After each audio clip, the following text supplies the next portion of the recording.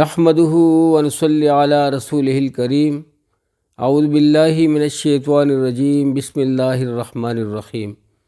میرے پیارے بھائیوں، بزرگوں، دوستوں اور پیاری بہنوں، السلام علیکم ورحمۃ اللہ وبرکاتہ۔ سدا خوش رہیں اور ہمیشہ پھولوں کی طرح مسکراتے رہیں اور ہر قسم کے دکھ درد، تکالیف اور مصائب سے محفوظ رہیں، آمین ثم آمین۔ دوستو، بہت ہی افسوس کے ساتھ اور دکھی حالت میں مجھے کہنا پڑ رہا ہے کہ بحیثیت مسلمان اور بحیثیت مومن ہونے کے آج ہم لوگ دین کے لیے وقت نہیں دے پاتے۔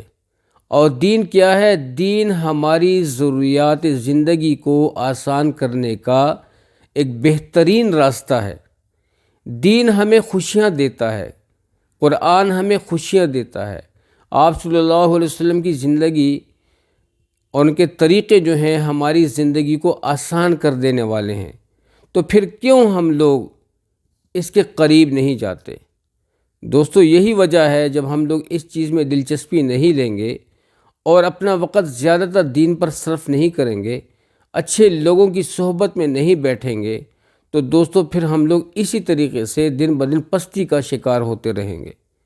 دوستو، ان پستیوں سے نکلو اور یہ مت دیکھو کہ یہ بات کون کر رہا ہے اور یہ کون ہے، بلکہ یہ دیکھو کہ یہ بات کس کی ہو رہی ہے اور کس فائدے کے لیے ہو رہی ہے۔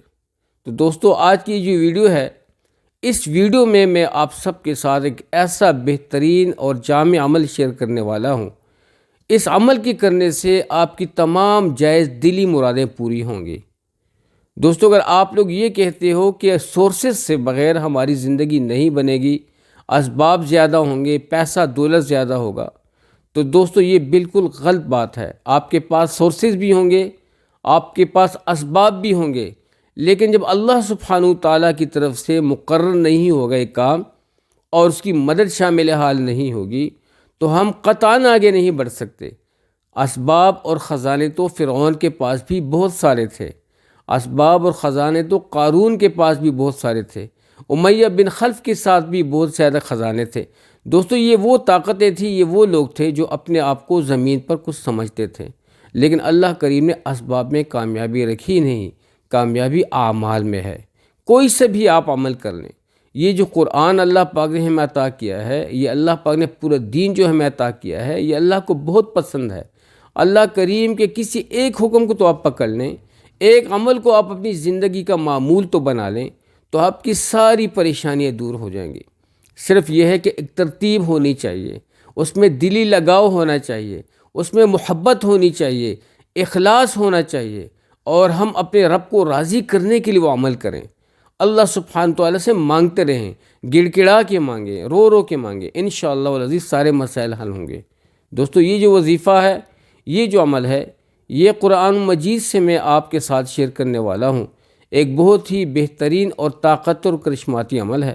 اس کو اگر آپ لوگ کنٹینیوسلی اپنی زندگی کا معمول بنا لیں گے، تو انشاءاللہ کبھی بھی آپ دکھی نہیں ہوں گے، کبھی بھی آپ کو کوئی جانی مالی پریشانی کا سامنا نہیں کرنا پڑے گا۔ لیکن یہ جو عمل ہے، یہ بالخصوص ان نعمتوں کے حاصل کرنے کے لیے ہے جن نعمتوں سے آپ کی زندگی بنتی ہے۔ وہ کام آپ کے پورے ہوں گے جو آپ کو ناممکن نظر آتے ہیں، اور ناممکن کاموں کو ممکن بنانے کے لیے آپ کو کچھ تگ و دو کرنی پڑے گی۔ تگ و دو یہ ہے کہ محنت ہے، اس میں آپ نے اللہ سبحانہ تعالیٰ سے مانگنا ہے اور اس کو اپنی زندگی کا معمول بنانا ہے۔ تو یہ جو دو آیات میں آپ کے ساتھ شیئر کرنے والا ہوں، دوستو، یہ سورہ یاسین کی آخری دو آیات ہیں اور بہت ہی بابرکت آیات ہیں، لیکن اس کا معمول یہ ہے کہ اس کو آپ لوگوں نے 41 راتیں یا 41 دن، صبح کو یا صبح کو یا دن کے کسی حصے میں یا رات کے کسی حصے میں آپ اس کو کر سکتے ہو۔ اگر آپ سونے سے قبل رات کو عشاء کے ٹائم پہ اس کو اپنی زندگی کا معمول بنا لیں، تو دوستو بہت ہی بہتر ہے۔ اگر آپ ظہر کی نماز کے بعد پڑھ سکتے ہو تو اور بھی بہتر ہے۔ مقصد یہ ہے کہ ہم لوگوں نے اپنی زندگی کے جتنی بھی ضروریات زندگی ہے وہ پوری کروانی ہے، اور ان نعمتوں کو حاصل کرنا ہے جو کہ ہمارے لیے ناممکن ہے۔ تو دوستو، اللہ سبحانہ تعالیٰ سے جب آپ مدد طلب کریں گے تو یہ نعمتیں آپ کے لیے آسان بھی ہوں گی، اللہ سبحانہ تعالیٰ کی مدد بھی ہوگی، اللہ تعالیٰ کی نصرت بھی ہوگی، اور آپ کو خوشی بھری زندگی ملے گی۔ ٹھیک ہے نا دوستو. تو یہ جو عمل ہے سورہ یاسین کی آخری جو 2 آیات ہیں اس کے پڑھنے کا طریقہ کچھ یوں ہے، یہ آپ غور سے سن لیجئے. بسم اللہ الرحمن الرحیم 41 بار آپ نے پڑھنا ہے. اس وظیفے کے دوران آپ لوگوں نے کسی سے بات نہیں کرنی، اور دوستو کسی کی طرف آپ لوگوں نے مخاطب نہیں ہونا. آپ نے صرف اور صرف اللہ سبحانہ تعالیٰ کی طرف مخاطب ہونا ہے اور اللہ کریم سے مانگنا ہے. بہت ہی آسان وظیفہ ہے، بہت ہی آسان. اس وظیفے کو ان 2 آیات کی جتنی آپ ترتیب بڑھائیں گے، جتنا آپ اس پہ زیادہ فوکس کریں گے، زیادہ وقت دیں گے، تو انشاءاللہ العزیز آپ کو اور بھی فائدہ ہوگا. وہ مختلف طریقوں سے ہے، میں آپ کے گائے بگائے آپ کو سمجھاتا رہوں گا اللہ پاک کے فضل و کرم سے. تو دوستو قرآن کو اپنی زندگی کا معمول بنائیں، صبح اور شام قرآن کی تلاوت ریگولر کریں اور سمجھ کے پڑھیں. تو دوستو وَنُنَزِّلُ مِنَ الْقُرْآنِ مَا هُوَ شِفَاءٌ وَرَحْمَةٌ لِّلْمُؤْمِنِينَ. اللہ کریم فرماتا ہے کہ ہم نے اس قرآن کو مومنین کے لیے شفا بنا کے اتارا ہے. بے شک یہ شفا بھی ہے اور یہ ہمارے مسائل کا حل بھی ہے.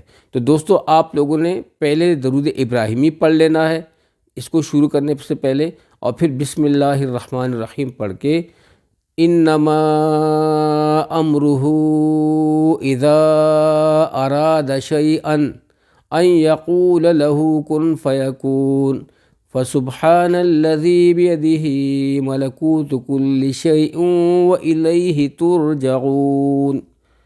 ٹھیک ہے دوستو، بہت ہی دھیان کے ساتھ آپ نے ان 2 آیتوں کو پڑھ لینا ہے. اگر آپ میں سے کسی کو بیماری ہے، کوئی تکلیف ہے، بے شک ایک جگ پانی رکھ کے اس پر کف بھی کرتے رہیں.